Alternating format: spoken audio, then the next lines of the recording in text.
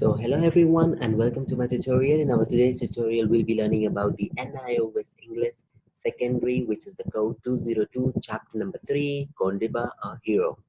So basically, just like our previous videos, we'll be going through the story and checking out if there are important things to be known, giving you a summary on the story and any important grammatical points which has to be done. So let's come forward and see what is the story about Kondiba, a hero.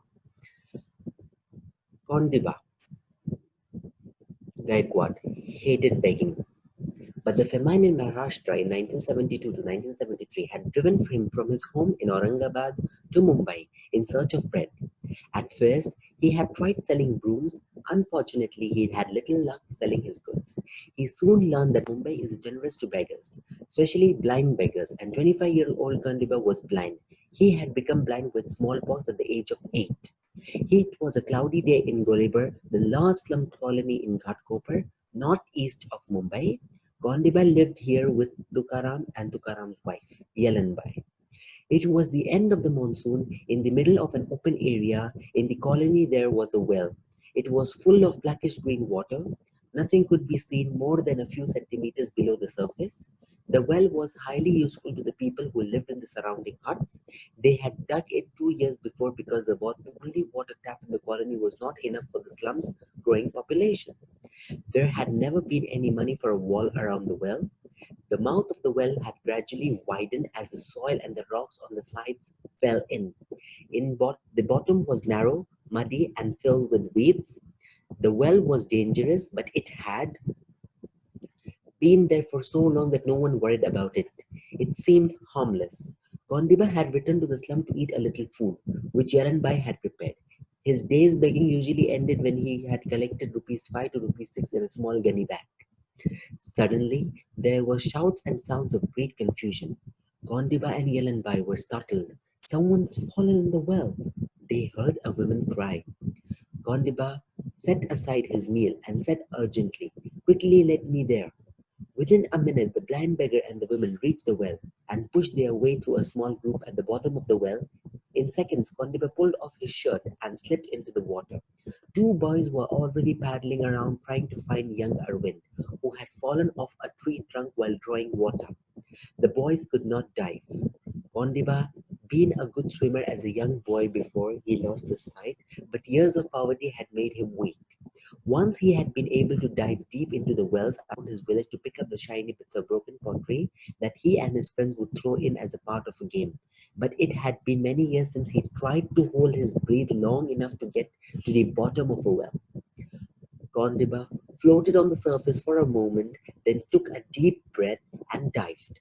Carefully feeling his way along the rocks on the side of the well, he reached the bottom. His feet sank into the soft mud. He felt nothing but the mud and the slippery weeds. Tired and with his breath running out, he came to the surface. It was now 2 minutes since Arvind had fallen in. His aunt with whom he lived was at the well. As Kondiba surfaced without the boy, he heard her wailing.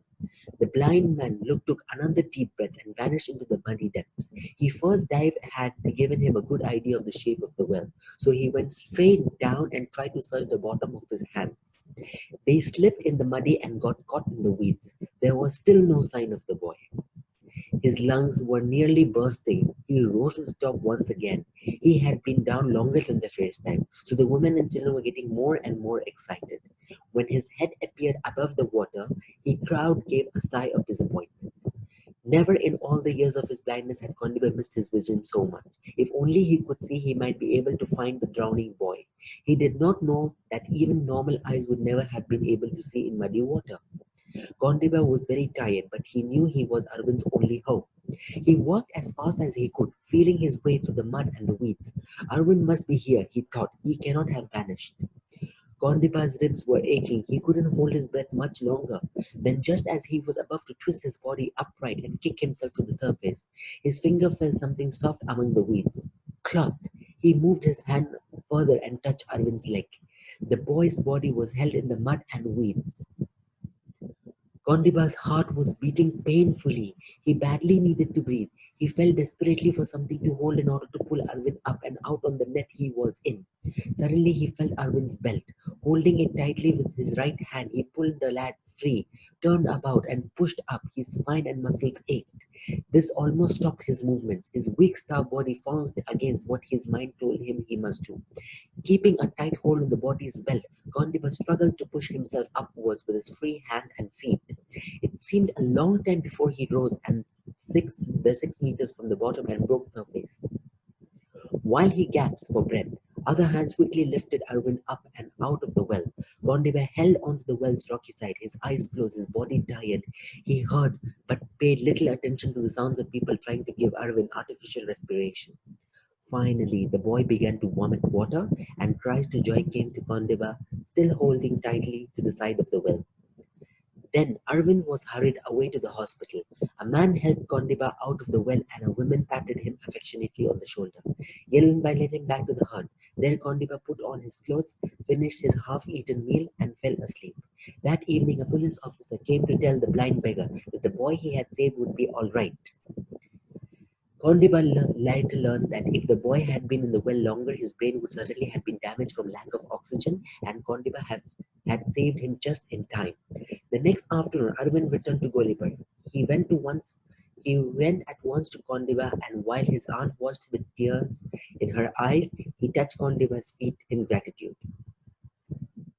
Indeed, Kondiba had saved a life, but his own still had to go on, and for him that meant begging. By afternoon, Kondiba was back on the streets of Mumbai with his gunny sack. However, word soon began to spread about the beggar's courage. His picture and the story of his daring rescue were published in many national and local papers. Suddenly, Kondiba became a hero. He was praised by the governor, the chief minister of Maharashtra, and other officials, rewarding total rupees of 12,970 were presented to him. For a few months, he was given a home in a home for the blind. Here, he learned some skills such as bottling and waving of chair seats. Today, Kondiba lives in Jalna, a market town close to the native village. He has married a local girl and runs a small business. Kondiba Gaikwad's bravery and determination to find the boy in the well had completely changed his own life. The beggars who hated begging never begged again. So this was the story regarding the Kondiba hero and how he became a hero by saving the child. Although he was blind, he had his previous skills of swimming and diving due to playing some small games during his childhood before getting blind.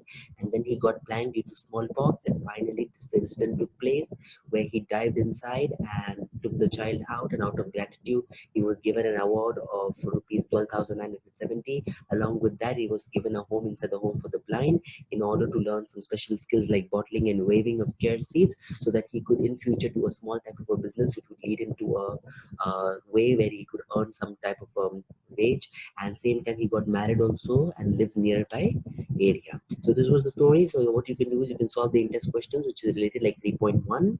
Along with that you can do 3.2, 3.3. All right, and then some new words, which is grammatical words, which are adjectives and naming words. So adjectives and nouns, like for example, matching, gunny, bag, daring, rescue, starved, body, muddy, depths or muddy water, cloudy day. So these are words like we actually describe the word. A day can be any day. So day is a noun. Naming words are actually noun, and describing what which type of a day. The day was hot day. The day was a cool day. So cool is a description of the day, right? The day was cool. So cool became an adjective and day became hot. Okay, so a day became a noun. So together we could make it describing a noun. Like for example, if I say diamond ring, which ring do you have? Rings are many rings. So ring is a noun, it's a naming word. But which ring do you have? I say, I have a diamond ring. So you're describing it by saying it's a diamond ring, right? So that's what it's called. Then you can just fill in the blanks with the word, take from the perfect word, check the answers behind. Exercise 4, if you want, you can do it. Otherwise, you can skip not important. All right. And then let us learn grammar. This is again the past tense, which we had learned. Kondiba dash to Mumbai. So Kondiba, what do we say?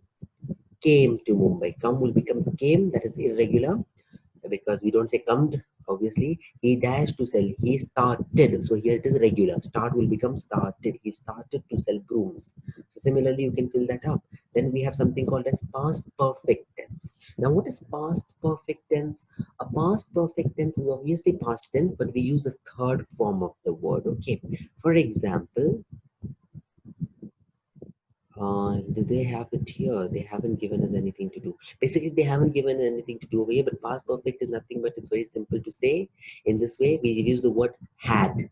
Okay, so like for example, here is the word. See, had, had. The third form of the verb is nothing but, in regular form you simply put ed. Like the verb for past will be start will be started. Its perfect tense will also be started, because regular verbs you just simply add an ed. But when it comes to irregular word, the verb like drink will take three forms. Drink will become past, drank, but perfect tense will become drunk.